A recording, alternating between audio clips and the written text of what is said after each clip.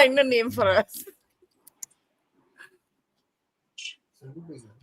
Hello, good morning, good afternoon, good evening, wherever in the world you may be. Welcome back to our very interesting collaboration. I have with me Lieutenant General P.R. Shankar, Advaita Kala, and it's me, Sandeep Punithan, here on a Saturday morning from New Delhi. We're talking about the issues of the week, and one particular issue that's caught our attention. It's not so much about geopolitics, but it's more about the kind of online hate that we're seeing towards Indians. In fact, a lot of statistics point to the fact that 2023 was when these first trends about Indians being attacked online started manifesting themselves. And of course, 2025, we saw it burst out into the open. We don't know if it has to do with the new government that came in the United States, but we're going to talk all about that this morning. Welcome to my co-panelists, Jan Shankar, Advaita, good to see you back here again. I want to start by asking Advaita this. Advaita, you're a social media personality. You're on social media all the time. I see you.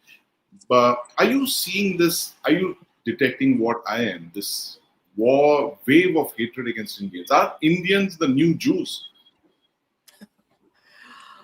Without that much money, I would say yes. In a lot of ways, they are, and specifically Hindus. I think there is a tendency to kind of characterize us in certain ways, and that has seen an increase since Prime Minister Modi has come in 2014. Because what happened at that point of time was we saw India really redefining the language it uses with the world.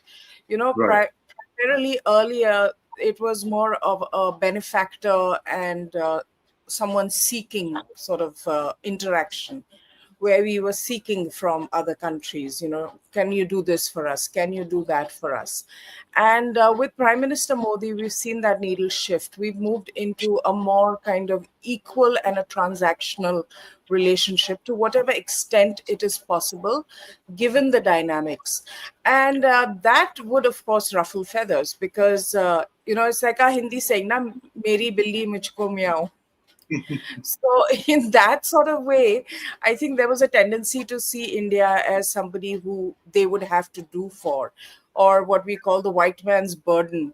So although we were a post-colonial society, in many ways in the international forums, we were still behaving like a colonial society in a sense. And I'm not saying this to be very harsh, but I'm saying this to explain the dynamics. It's quite likely, we had a huge population. We weren't doing economically that well. We had our border tensions. So maybe, we weren't really in a place to be more assertive.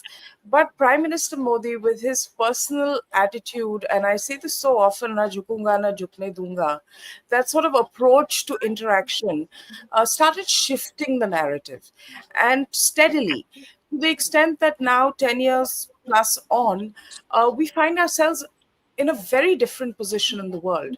For one thing, we've become a sort of benchmark for post-colonial societies in the global south. They're all looking at us with an interest. You may have China, who's investing heavily, for example, in the African continent. But when it comes to relatability, when it comes to challenges, when it comes to pursuing a democratic way forward, India is the example that they turn to, not China. And America isn't quite that connected with the global south in the way it used to be. It's becoming exceedingly isolationist and focused only on its geopolitical issues when it comes to international relations, either containing a country or picking sides in a battle. That's really where all its attention is going. So this space is open, and India has very naturally filled it because we come from that experience, from that lived experience. So we can connect. So that's a huge chunk of the world. Over 70% of the world was colonized, if you think about it. The United States was colonized. So, there is a huge amount of resonance with India, which could be unsettling, and not to mention our economy growing and, climbing up the charts. And sorry to interrupt you. I want to bring in Jan Shankar on this. Thanks for that, the opening, setting this up. But Jan Shankar, you buy what Advaita is saying, the fact that it has to do with India's rising prominence on the world stage now, the fact that we are now more assertive, the economy is larger, it's growing, or do you think it's something else that we can't really put our finger on? Yeah. Look, I go with what Advaita is saying to some extent, but the fundamental factors are different. The fundamental factor is migration. Right. The fundamental factor is demographic changes happening all over the world, right? As Western societies, their demographies are shrinking, their Mm. demographies are changing. There are societal changes happening in those societies. As Right. also, even in the Chinese society, the demography is changing. The one society which is expanding is the Indian society. I will not even, yeah, the Indian society is expanding, the demography is expanding, and you have got a socially mobile society, aspirational lot of people who are going. That's the first demographic factor. Historically, Indians have been migrants, hugely Right. migrant, right? Yeah. And we have a diaspora all over the world, and they've prospered wherever they've gone. Okay. And but the difference between the earlier migration and this has to be understood. Earlier migrants went there at a different social strata, Right. went up the value chain, and They were blue mingled with collar, their societies. primarily blue collar migrants. I mean, I will not put it blue collar, but they were a different variety. Let me put it this way. And they went all over the world, Africa, South Africa, you go America, Caribbean, the whole lot. Now, today's diaspora and migrants are of a different variety, Hmm. right? They're parachuting into the top echelons of that society. More Right. educated, more mobile, more expressive, more assertive, Right. and more politically aware. And you combine it with the rise of India, you're a wanted lot. You can't be ignored. You might not Yeah. be liked, but you can't be ignored. And you are needed because the very skills, the very value systems which you get to the other societies are absent there. And those Right. societies actually thrived because of those values. So Right. you're filling a huge gap in those societies. And this earlier people, they used to say, okay, we'll meld with the other societies. Today, Hmm. the pace of migration is so fast. The Right. pace of going into that society is so fast. We don't have time. There's no time for integration into that society. Right. Okay. And you want to continue with your modes, so there is a two-way affair, and they are also not prepared because they've seen an earlier generation of migration which, went with them. They behaved the way Romans do. Today, a lot Right. of us don't want to behave, in Rome the way Romans do. We But don't that's want to be fact. It's a fact. Romans when we are in Rome. We don't want to be Romans. Simple. We don't want to be Romans. We want to be Indians, right? Right. So I'm sure Advaita there will is have a a view on that. Yes. no. I completely agree with what I mean. I'm not, these are factors. I'm not saying this is my view. Yeah. I think these are factors which are playing out. You combine this with politics. You combine Right. this with local politics. You combine with the racism which existed, the colonial racist mindset which existed. That's not gone, no. Then you Right. look at it, the religious factors, the evangelism, you know, Right. after all, this Right. business of clash of civilizations and all comes out of which mindset? Yeah. It comes out of a religious mindset, you know. So there are many other factors which are playing up. And now they've been amplified by social media. Social Yes. media does its own amplification. And of course, you got the biggest megaphone in Trump. The Trump factor is you. I'm not joking. I think Yes. he's Of course. contributed a lot to this problem. He is. He Yeah. calls Mr. Modi his friend and then he curses all Indians. He Yes. demeans all Indians. Okay. And that is picked up by his MAGA crowd. Yeah. Or those guys, even Elon Musk, he's also a right wing chap to a large Yeah. extent. Yeah. Extreme right wing. Yeah. Their right wing and our right wing are at odds with each other. Yeah. There are a lot of fault lines in this story. True. True. So Absolutely. that is Lots of why this, yeah, please. That is why you find that this thing is growing by the day. I mean, you Right. look at a guy like Tommy Robinson in Yeah. England. He is Yeah. not against Hindus, but you Yeah. go to Laura Loomer and all these fellows across, their thing. So there are divides within themselves. So all these Right. fault lines are crisscrossing. Right. And then you Absolutely. see a prosperous Indian society, which is one of the richest societies per capita in a place like USA, or for Mm. that matter in Canada, or for that matter in Australia. This is not, look at Canada. And then you find this Sardar element coming in, this all these Khalistanis who are loafing around. Then the Pakistanis come in and amplify your anti-Hindu hate, Absolutely. anti-Indian hate. So there are a lot of factors playing. I think there's my take on it. Yeah. That I mean, fabulous. You actually set the ball rolling, and I want to ask Advaita this. Advaita, there was Shashi Tharoor was there in the US recently, and you remember that conversation he had where just about 3 days back, where he said he was talking to Democrats over there who said that not one Indian constituent approached them when this entire anti-India tirade was on. So I was just thinking. I mean, you have here an upwardly mobile Indian community, 4 million in the US, very prosperous, very strong. They're everywhere. They're in all the Silicon Valley. They're heading all these Silicon Valley companies. But when it comes to India, they're all quiet. They're like sheeple, as they say.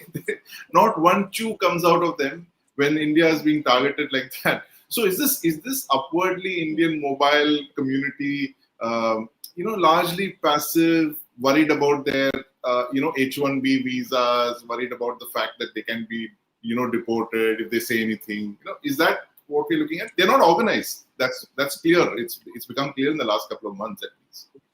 Yes, I was a couple of weeks ago, I was chatting with a DC strategist, Washington DC strategist, and he was telling me, he said that the Indians are not really politically active in the Right. way that other communities are.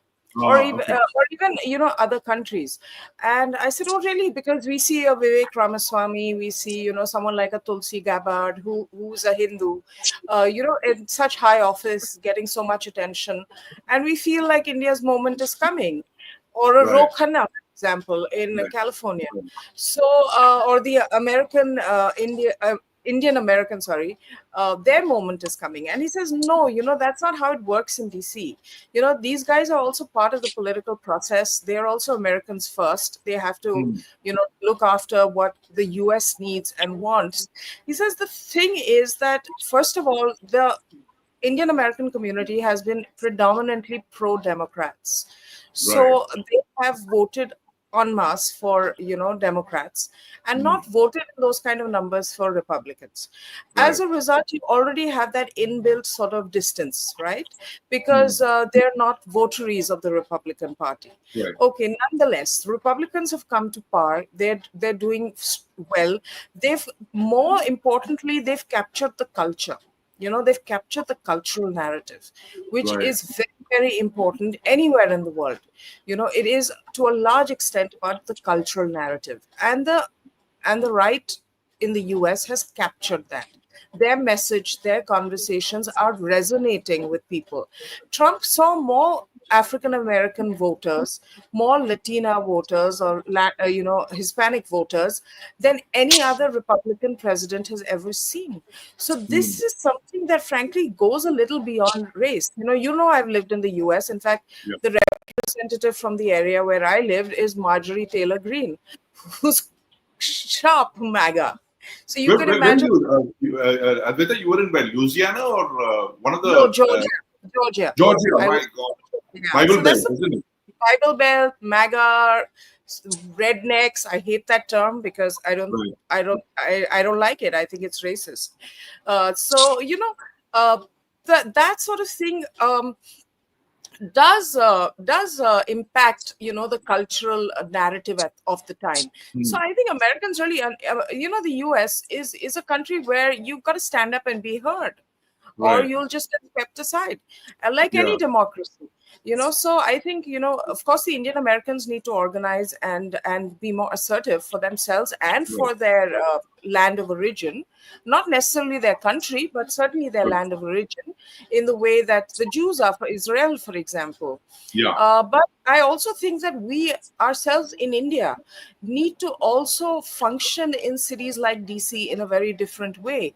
We can't just leave it all to our embassies. We need Right. individuals, we need companies that are out there, that are interacting, that are pushing our case, and essentially, lobbying. That's the term in the US. It's Hmm. entirely legal and it's practiced. And why you see Pakistan doing better than India is because they've been doing lobbying for a while. They've been there for a Yeah. while. That's Also it. remember, progressive media in America, like the New York Times, the Washington Post, constantly writes about India in a certain tone, which is, the sort of leftist, disparaging tone of India, Indians, and Hindus specifically, majoritarianism, racism towards our minorities, all those kind of things. So you're being mischaracterized in their most powerful Hmm. medias. So how will it not filter down to people? Right. Yeah, a quick follow-on question, Advaita. I keep hearing this thing of how the American Jewish community is so well organized, and that's a fact. I mean, I have several friends in the American Jewish movement, and they're so well organized. There's nothing that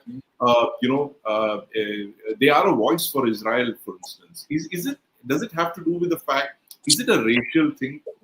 Or is it that they've been there for much longer and therefore they've been able to politically organize themselves in a way that Indians have not? No, I think it's a sense of complacency that we have in India. That's why we were colonized so many times. So it's Uh, almost like is a civilizational characteristic or temperament that we have, that right. we are like water, right? We mix with anything and everything, Hmm. and we're very happy and we're very proud about it. But the problem is that most of the world is, or the rest of the world rather, is not like that. Yeah. And it's good to be water, but it's Yeah. also good to have your own path and your own tributary, and where Right. that leads to. And I think that is important for us to find, and we already have it, but to actually flow on that path. That Right. doesn't mean getting into conflict with anybody. That's not important. Of course, the Jewish community in America, remember APAC, they're very well organized, Sandeep. They're very well organized, and they're very well funded. Now these are all very important things, because when you're funding institutions, you're funding political Yeah. candidates, That's you're right. lobbying in DC, you have lobbying firms, you're doing outreaches, you're keeping your Jewish community connected with their roots in Israel, Right. having all kinds of exchanges. Now our second and third generation Indian Americans are so deracinated from India. Yeah. They're not like connected to India in the way third, fourth No, generation that's a very important is point. connected to Israel. Yeah, what you said actually, and Jan Shankar, I want to bring in on this. The fact that what Advaita said is that look, the American Jewish community, they are microscopic, right? The Jews in Israel, but they have a formidable force multiplier in the American Jewish community, which kind of stands up for them in a way that possibly the Indian community doesn't. It is a lesson for us. Look at the way the Chinese have done it, for instance. How quickly they have, the kind of links they've built up in the United States, in academia, in politics, in the lobbying firms, the technology connections. If we want to be the third largest economy, we can't put everything onto U.S. embassy in Washington or some consul general over there. Is there a need to actually start spending, investing in the people to people, connects that Advaita has been talking about? Look, one shouldn't be in a hurry in all these issues. Hmm. That's the first thing. And one shouldn't be reactive about it. You can hardly compare the Jews and and Israel with India. It's like comparing apples and oranges. Right. Right. And if you go into the actual reasons of why Jews have so much outsized thing, they control the finances. Right. The Wall Street is full of Jews. Okay. And, the purse strings of America are controlled by the Jews. You take all their, I mean, I don't have to say this, you hear from them only. So when you control the purse strings, you control the policy also. Right. The day will come when you start controlling it, then the policy will get controlled. It's a matter of time. Okay, You it mean is a for natural thing. India to arrive there, we will have to kind of Yeah, yeah, go yeah. in. It's okay. It's a matter of time. Right. And I don't think we can expect Indian Americans to behave the way we want the Jews behave. Hmm. In fact, Indian Americans of Indian origin are more American than Americans. Right. That's the way, and that's a truism not only for American Indians, but anywhere you go, that's the way our Indian mentality is. It's not. I've felt it. I've experienced it. So leave that out. I think we might be reading too much into the thing that we should get organized, this, that, and all that. Let things happen. They won't happen over one generation. They'll happen over 1, 2, 3 generations. Hmm. And you have to distinguish between what India does and what you expect Americans or Britishers or Australians of Indian origin to do. They're two different things altogether. Completely different. You don't. That's why I said the moment you start comparing yourself with Jews, you're in a different story altogether. The relationship between Israel and America is far different from the relationship between India and America. Right. Remember, we were on the opposite sides of a story. Even now, you're on the opposite sides of the story. For India and America to be on the opposite sides of the story is natural. Please understand this. Don't miss it out. It might be aspirational for many of our kids to go there and prosper, get a job, tech job, and all that. But fundamentally, politically, India and USA have been on the opposite sides of the story, whether it's Democrats or Republicans. You mean, are you It's talking of only the Cold War era? Are you talking of the fact that we were every in era. different- You take every era. This is a fact. Hmm. The Americans were never on your side. You look. Why go that far? Look Yeah. at 71. They were your enemy. Yeah. You you had Nixon calling your prime minister a witch. Yeah. Okay, right. So the fact is that it's not new. Today, Trump is doing it. Yeah, Hmm. let's be very clear. Trump is not our friend. So if the president of that country is not your friend, okay, what do you expect from the rest of the country? You can have 5 lobbying firms, all that. It's a waste of time. You have to understand India-US relationships is undergoing a huge change. Hmm. And this change will reflect itself at various levels, including what is happening now. Right. I look at it as a positive happening because it will force people to rethink whether America is your destination. If America is not your destination and India is your only destination, भाई कर्मभूमि तो तुम्हारा यहाँ है. So Right. you will be forced to develop. So far, we were under that comfort thing. Oh, we'll tackle with China and we'll take America's help. That's out. That's completely out. Right. We have to reimagine our own security, our own growth, our own everything. A fallout of this macro issue, geopolitical issue, is this. A fallout of the global demography problem, which I outlined in the morning, is what is happening now. Right. We'll have to go through this pain. Why should I lobby the president of America? कि भाई मेरे से अच्छा देख लो यार. Give him a kick. Haven't previous? No, I'm not joking. I'm being very serious.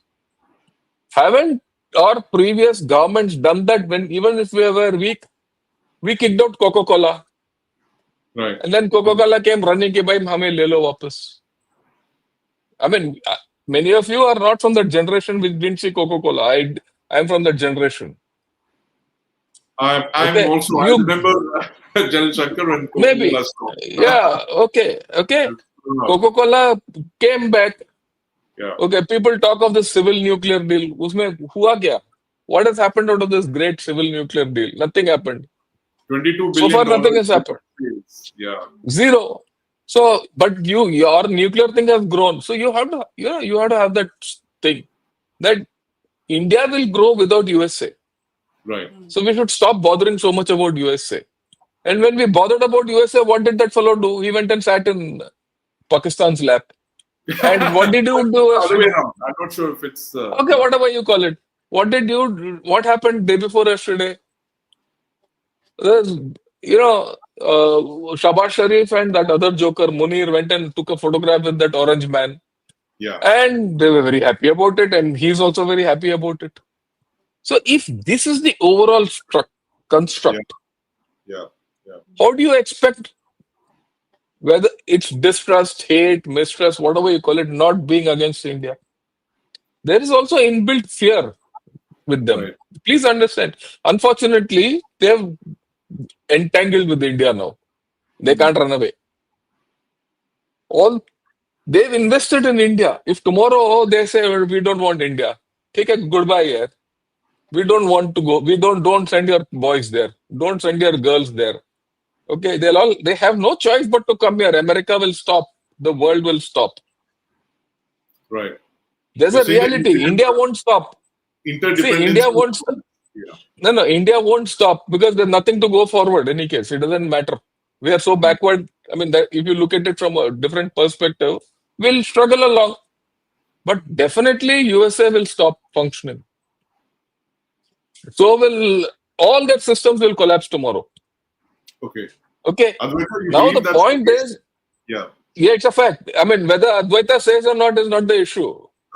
That we are talking of fact. No, I'm not joking. This is not a matter of opinion. Look, this is Yeah. not a matter of opinion. This is a matter of fact. Right. The fact is, most of the systems get built here. Hmm. Okay, if not most, 50% of the systems get built here. Right. If that stops tomorrow, America will collapse. And people say we don't have leverage. We have leverage. We have agency. Right. Are we prepared to deploy it? Are we prepared to deploy the strength which we have? Like this, he says, I'll put tariffs. You put tariffs on that. And you'll see it with overnight, things will change. You are right now, not being tough. Forget, why should I lobby this fellow? Yeah? Please tell me that. So, Advaita, I don't need this.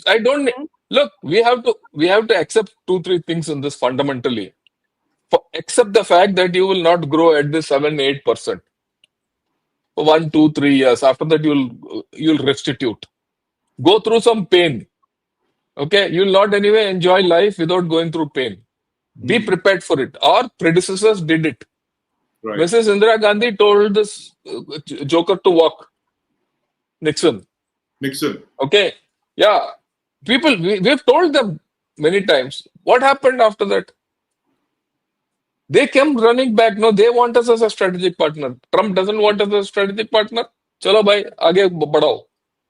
Unless Advaita, we have... General Shankar, I'll just bring in Advaita. This, Yeah. Our 1971 moment, as General Shankar keeps saying, that it is time for us to now stand up and be noticed in the US and not to massage their ego. We've not massaged his ego so far, and I think that's what's kind of infuriated him. And also the other point is that, you remember Advaita in the last couple of months with the US as indications of the MAGA camp, hitting out at Indians, especially Vivek Ramaswamy. Then the H-1B visas also came up. But now there seems to be a kind of a uniform Elon Musk, the H-1B supporter, is silent. The whole MAGA camp is united behind Trump. So, in a sense, Trump is reflecting the entire MAGA constituency, the MAGA base. And therefore, it's going to become harder for us as we move forward. What's your take? Well, I mean, you have a midterm coming, so there is political expediency as well involved. So I wouldn't really, look too much into it at this point of time. A lot can change, and a lot does change. Trump, remember, is a very transactional president. He's not an ideological president. So one does not have to frame him in terms of ideology or race or faith-based or any of those things. He's very transactional. Pakistan is serving a purpose for him. Right. Personally, possibly, as they allege, with crypto and things like that, and as well as geostrategically. It's right next to Iran. It's, it had China kind of moving in very quickly. So there are a lot of factors that work for the Americans in terms of Pakistan because of its Right. geopolitical, strategic locations as well, and access to Central Asia, to Iran, to, stave China off, who's much more active there. So there are a lot of factors. It isn't like, Trump is doing this merely to, cock a snook at us. Not at all.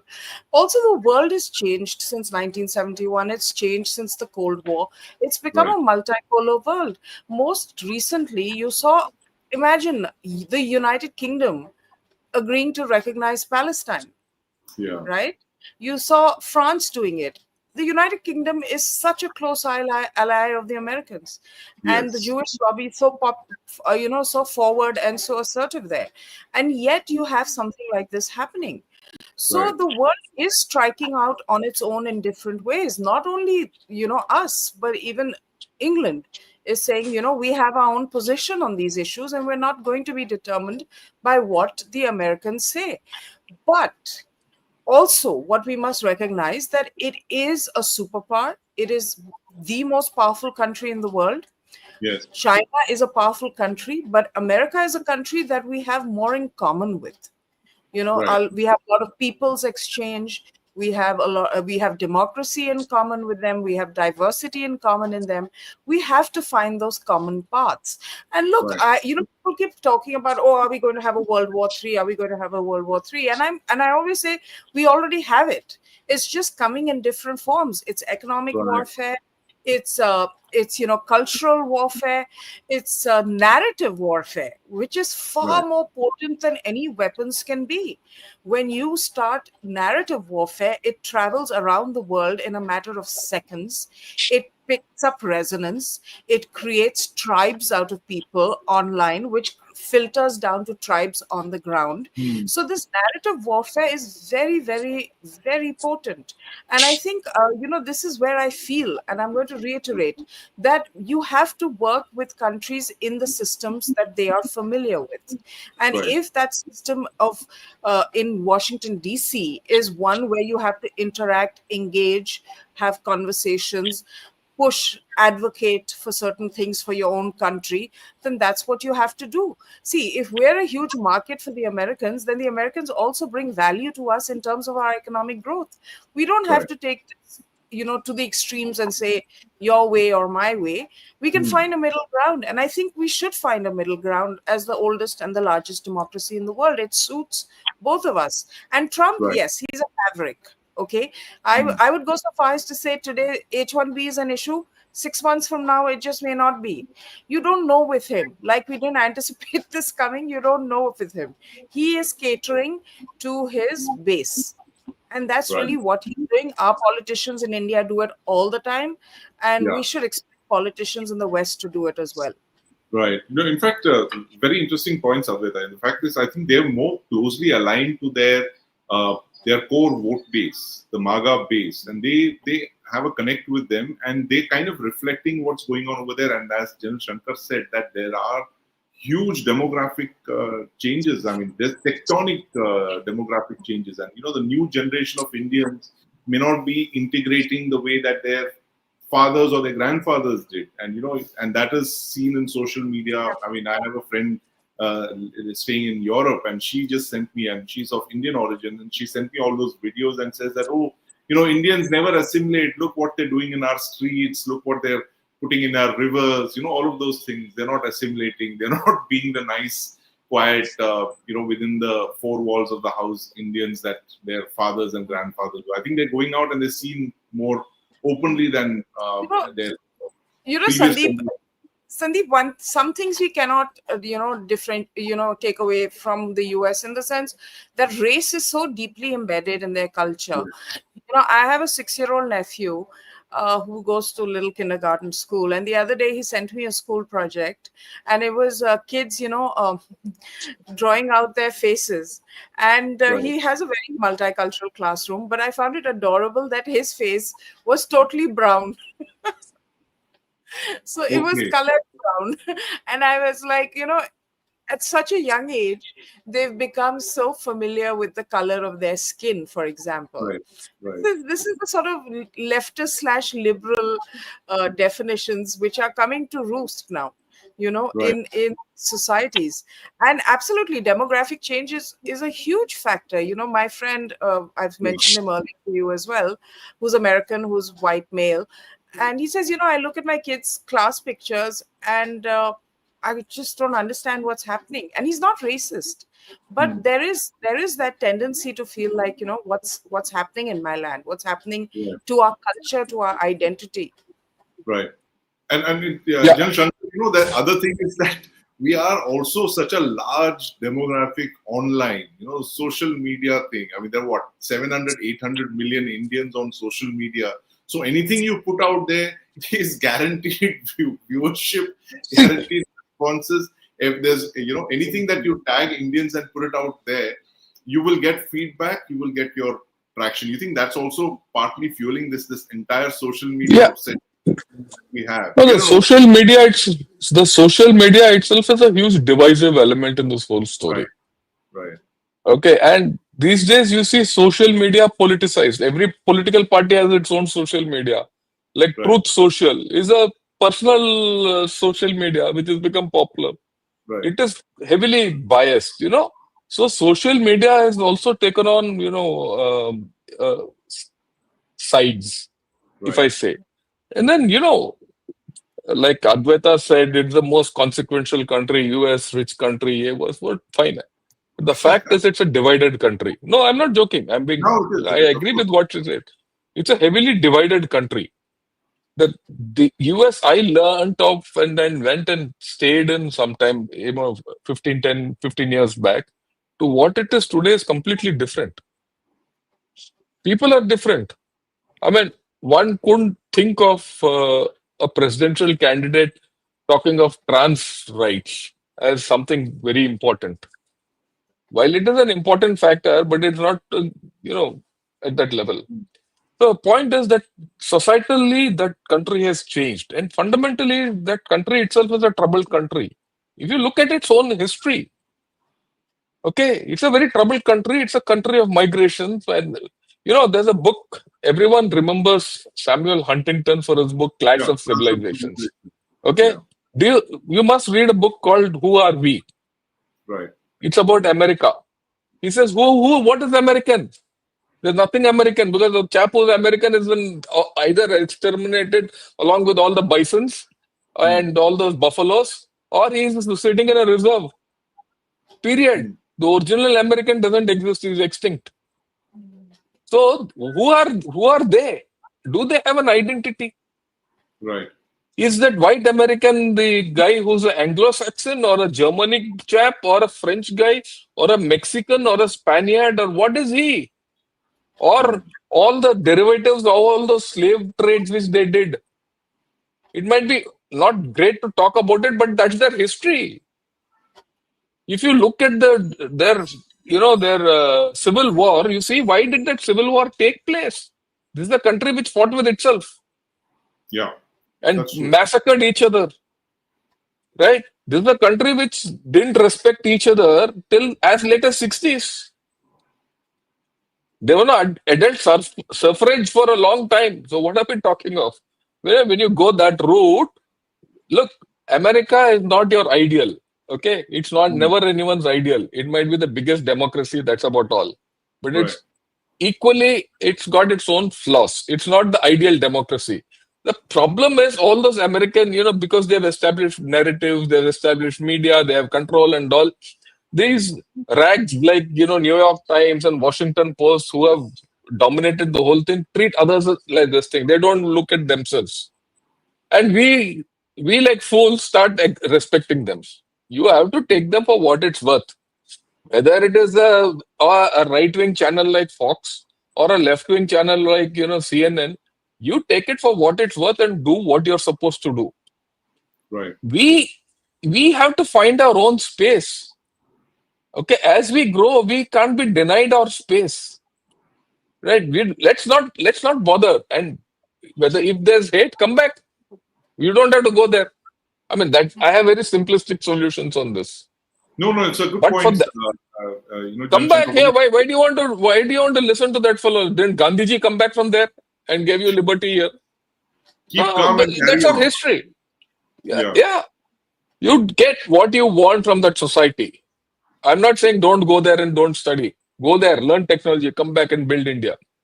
Hmm. Okay. We have to change our attitudes. In fact, to a large extent, I think our government has done well by being showing restraint. You Yeah. know, our government has not done anything which has not shown restraint. Our government is in the hope that there'll be a better day with America tomorrow. Yeah. But the fact is, the track record suggests it is not there. It's never been happening. Oh, The fact is that it's never happened. That's history. Yeah? Even in the best of times, it didn't happen. Even with the Biden administration, you had so many problems. They said no to everything. So what are we talking about? What is the strategic relationship? One thing, what Trump has done is good. There's no strategic relationship left. If there's a problem with the people-to-people contact, all this thing we are talking, oh, we have people-to-people contact, we are similar, we are democracies and all that. If you had people-to-people contact, if the democracy is mature enough to understand each other, where is this hate coming from? right. What is this hate coming from? So there are factors which are happening which we need to realize. As India grows, like you started, as India grows, India has to sort out not only the geopolitical problems, you have to sort out your demographic problems, you have to sort out your societal problems. Right? We have no choice. And we have to evolve into our own systems. And again, I go back to what the Prime Minister said. Right? We have to have our own systems. We have to our own media. We have to own our own, Googles. We have to own our own, Yeah. Twitters. The solution for all these problems lies in India. To that extent, I mean, I'm completely anti-Chinese for many reasons, right? Because I've seen China only from across the LOC. I've not gone, my view is colored. But I still admire them for having gone independent and being, that firewall, whatever they've done. They've kept America out of their internal Great affairs. firewall of China, they call it. Right? Yeah, let's build it. And you Yeah. have the capability to build it. Who's stopping you? You invest into this. Next generation will produce its own fighters. Right. But Advaita, yeah. this is it time for a great Himalayan firewall for India to create its own ecosystem? Right now the most powerful Indian media moguls are the ones who sit in Silicon Valley and control all narratives and algorithms, right? And this is something that we haven't invested. The most powerful tool of narrative warfare are social media platforms, and this is something we've not done. However many speeches we may have given or heard, no Indian social media platforms. Yes, we haven't. There have been attempts, as you know, but no, there haven't been anyone adopting it. No one's really adopted it. So we've sort of gotten hooked to the big, Including the large, government of India. That one including the social government. media platform that we come back to that one thing. Koo Yeah. laga diya as an alternative to Twitter, but even the government of India was not on Koo. Exactly. These guys are like way ahead now, in terms of reach, in terms Yeah. of dissemination, all of those things are there. But Ghar mein ghus but gaye. I think the Chinese played the Americans so well. Basically, the Americans got played by the Chinese because Yes. they looked in the 90s at the Chinese as something where they could outsource all the grimy work to and get finished products in the US. And it was a wonderful, sort of arrangement. And what you had was the Chinese bit their tongue and went ahead and did that for 20 odd years and then sort of started emerging into themselves. Now you have Right. a situation where TikTok is in the US. And this is why I say the Americans still have leverage. Like Trump was threatening that he'll ban TikTok. In India, we Yeah. already have. And Trump is not in a great position to ban TikTok because so many Americans are on it. And it's also a form of livelihood for a lot of people, like millions of Yes. people. So it wasn't going to be an easy decision. If he said, I'm going to ban TikTok, there would have been people in the streets. And you already have an environment where people are on the streets. So how they leverage their power and made sure that they were able to negotiate a deal with TikTok so that the Yeah. controls rest with them, is really their way of displaying dominance in the globe, in a sense, which is not through wars or anything of that sort, but just pure transactional negotiation. And I Right. think that's a lesson to learn from them, is like, you have to be in a position where you can negotiate for your country to your benefit, and be able to do it across the table, and when you need to, like in these sort of present situations. So the world is changing so fast, and we have to keep up. We have to be in the mix, not only in the mix in terms of global summits, but in the mix when it comes to narratives, when it comes to interactions, when it comes to Yeah. understanding each other, when it comes to pushing our narrative, our agenda for India, because no country can exist in isolation. No matter how Right. strong you are, no matter who you are, you can't. It's impossible. So we have to recognize that fact. If I don't even look at Pakistan as a parallel, really, because they're a smaller country. They're a country that is disintegrating in front of us. I don't even care about them so much. I look at more from the perspective of how are we positioning ourselves for the next 25 years. Are we going to get sidelined? Are we going to drive issues that concern us and get deals that are preferable for us? See, we can't be sly like the Chinese, right? Yeah. We can't keep quiet. We're too diverse. We're a democracy. People are going to speak up. There's going to be criticisms. All of that is going to come with it. China can take a position and everybody has to just toe the line in China. Has to That's fall not in the line. case. Yeah. Yeah, that's not the case in India. So we have to devise our own path wherein we can keep our voice, where we can have our disagreements, and yet get the job done for the country. Right. And that's the way forward. Absolutely. And on that note, I just want to open it up to questions. We've got a couple of questions here. And Arun Varghese talks about anti-India sentiment existing everywhere, not only in the colonial world or the US, it's there in Africa, Latin America, and also in India's neighborhood. Now it should be accepted as a natural consequence of rise. Jal Shankar, natural consequence of India's rise? Yeah, it's a fact. You'll encounter it many levels. You'll encounter it at local level. Encounter it at international level. This thing. Deal with it. I mean, Deal I with it. would say deal with it. Prepare it. You need to prepare for it. You need to prepare for it. That's the more Roll, important thing. It's not roll with just the going to the punches. embassy. Yeah. Yeah. Can take the next question. It's a very simple thing. Next question, Advaita, is some Nepalis hate India because of Indian expansionist mindset. India thinks of its neighbors as something lost from India. You want to take that? Well, I mean, the real expansionist on their border is China. So it is easy for them to kind of turn on us and say, like, you're the expansionists, because we Hmm. say, we understand each other linguistically as well. We Right. share so many commonalities. So, it's natural because that we'll communicate things in a certain way. Also, we have to stop like acting like we're perfect. We're not. We're Hmm. not perfect. We can be bullies, we can be loud, we can be all those things that put people off. We can do those things.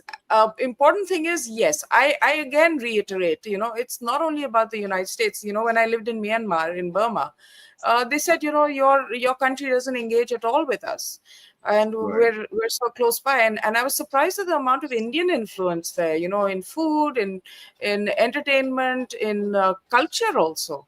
And the fact that we had so many of our greats incarcerated in Rangoon and in Yeah. Burma and Of course. Mandalay and things like that.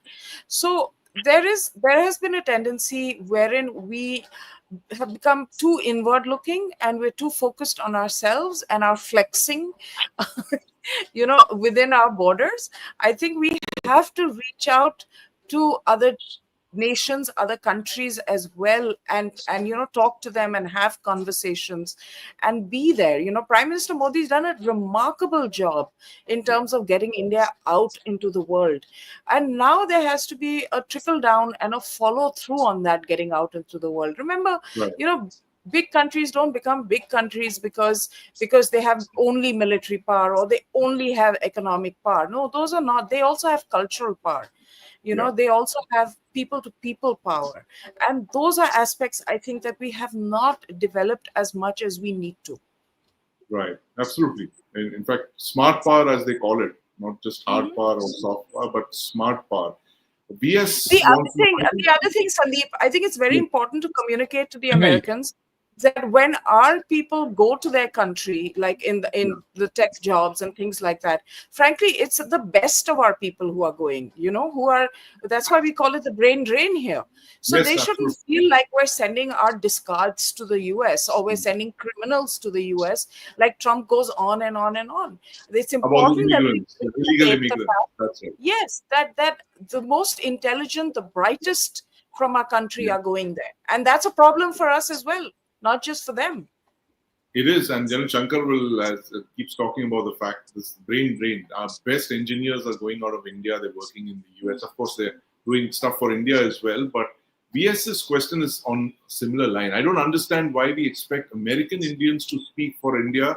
In our mind, we think they're Indians, but they are Americans. Just their ethnicity is Indian. We better understand that. General Shankar? Yeah, I agree with him completely. We shouldn't get over, we shouldn't rely on anyone outside our country. Very simple. Why we Right, should be able to stand on your own feet. right. Okay. I mean, we have no choice. We And have one. to. And Yes. number, we have to. Second, you don't have a need. Hmm. I am a little against the principle that we have to go and appease this fellow Trump anymore. Right, right, He didn't behave well with us. We don't have to behave well with him. Very right. fundamentally simple. That's Okay. that And principle of reciprocity in diplomacy. reciprocity. You don't have to. Let's not even hope for a better relationship with USA. Right. Tell them that. You should tell them. By enough is enough. I mean, actually, in a way, we've said when they said don't buy Russian oil, we said okay, we don't buy Russian oil. We'll buy oil from Iran Iran and Venezuela. in Venezuela. So we have to tell them what they are, and they are not the only country in the world. There are 192 other countries in the world. Right, They don't rule everyone. This is not an empire. Okay, this is not the third, fourth reach also, right. right? And one important thing I'd like to put across. I mean, this is my view, and I hold it very firmly. India's time has come. Hmm. Okay, irrespective of whether it is BJP, Congress, TMC, or DMK, whoever is at the center, Right. Indians can't be stopped. Period. This can't be Because stopped. when a people get aspirational Yeah, and people want progress, yeah. okay, they'll progress. Culture, will all fall in line. All will fit itself. Right. Maybe And that's you what's will have happening. Yeah, yeah. Absolutely. you will have your own problems. Right. Okay, right? There is a very great fault line developing within us about Hindu, anti-Hindu, North, South. These are things which are being discussed more than necessary, more than what I used to hear, say, 20 years back.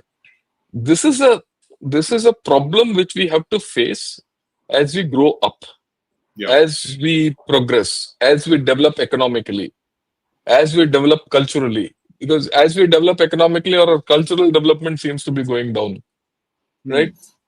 Seems to get more angular and more sharp and more focused towards or a particular ethnicity or culture and all that. Right. That we have to sort out within it. Is we have our own issues, but Yes. overall, you can't be stopped. Right. That's the fundamental thing. We are a land of huge resources. We underestimate ourselves. Right. There's a saying, there's a thing which I read somewhere, a Canadian view of what America is. He says, look, living next to uh, America is like sleeping with a bear. The bear might be nice and it might be docile, it might be loving. But when you sleep next to a bear, it doesn't matter which side it turns, you still get crushed. Right. That's Okay, good today analogy. it is India is getting to that. We don't know that we are getting to be that bear status. Hmm. And people around understand this. yesterday also I spoke in a different context, but today I'll speak in this context of, in China, I read an article. This was in Mandarin. I translated it and read it. And he says, look, India is now becoming the fifth pole. That's his view, fifth pole. Right. Now, the first pole being, I would say in order, but the other Right. poles being China, USA, Russia, Yeah. and EU, and fifth pole being India. They've said, he's argued these are the factors which are making India the fifth pole, and these are the factors which are not so great, which is a normal thing. But the concept that India has to be getting to be a fifth pole Right. is important. Yes. Some time back, there was a concept which is again came from China. It came from China, which said India is the third pole. Right. Interesting. And there's one, cartoon which I keep showing to everyone, where Biden, Xi Jinping, Putin, and Narendra Modi are at four corners tearing it apart, the world, or pulling it apart. And this cartoon is made in China. Right. By a Chinese. And I Right. keep showing it in every one of my podcasts. Yes. So you take this, concept of being a third pole or the fifth pole, or one of the poles, the top four poles. This is a Chinese thinking. Section average karo, 3 plus 4 plus 5 by 3. You still come to where? You come to 4. So you're one of the poles in this world. And as you Yes. keep growing up, you have to adjust to that fact. This adjustment, the world has to do with us, we have to do with ourselves, and we have to do with the world. It's a three-way process. Absolutely. It's not just military, it's not cultural, it is not economic, it's a sum total of everything. And for Right. that, we need good leadership. You need a lot of things. Okay? And this is a process we'll have to go through. And We'll have nothing to to- be worried about. This little business of hate, fate, and all is very little. It will happen. And we have to take action accordingly. Right. You have to take there's a next question here from Srinivas Kambampati. Salute, sir. Namaste to all. Lobbying will expose us to the inconvenience and the obligation of listening to their demands. Natural tendency is self-interest. Your views. Advaita, since you raised that question of lobbying, do you think it's really important for us? Does this actually expose us to the United States, make us more vulnerable, or is this in India's interest that we must have lobbyists in the US? No. I mean, the world is transactional, right? So you give some, you get some. That's the way the world works. You don't only get without giving, and you don't only give without getting. It's as simple as that. That applies to relationships, interpersonal relationships. That applies to work situations. You work, you get paid. If you don't work, you don't get paid, you get fired. So that's the way it is between countries as well. And I think it's important we don't get too sentimental about all this. I'm not advocating some like great brotherhood across nations. I don't think that that's possible in a multipolar world with competing interests and countries like ours rising. It's not possible, right? But what we can do is find common ground and find common ground where we both benefit. And I think that's important. And understand things also from the other perspective. If you visit the US often enough, as I do, and have for the last couple of decades, regularly, you see a certain decline in that country. Okay, from the superpower that it was in the 90s, because the Cold War had just unchallenged superpower, the unchallenged superpower. Unchallenged. There was a swagger. There was a certain, you can feel it in the country. The infrastructure, the developments, the swag in the conversations, the educational institutes, all of that. Through the years, what I've noticed is the decline, the very visible decline of this country. Not only just in terms of infrastructure, that's visible, but even in terms of the educational institutions, in terms of lifestyle of the average American. So there is anxiety in that country as well. And another thing I want to say is that let's step out of this victimhood narrative. We understand that there are issues. We understand that there are prejudices. If you deep dive into any community, okay, Italian Americans for the longest time were thought to be all mafioso, right? They were all thought to be Italian mafia mob bosses. So they face that prejudice. Chinese Americans face prejudice of a different kind, especially post COVID. Indian Americans face prejudice of a different sort. So every community, irrespective of the color of their skin, is facing this kind of prejudice. It's not just us, it's how we deal with it. Right. Absolutely. On that note, I want to end this discussion. So fascinating Saturday morning spent in understanding this. It's not just us. We may be the largest community out there, but there are others as well. And there are several other communities that have actually gone through what we are going. And, as General Shankar says, you just have to, roll with the punches, keep calm, carry on, because India's rise is inevitable.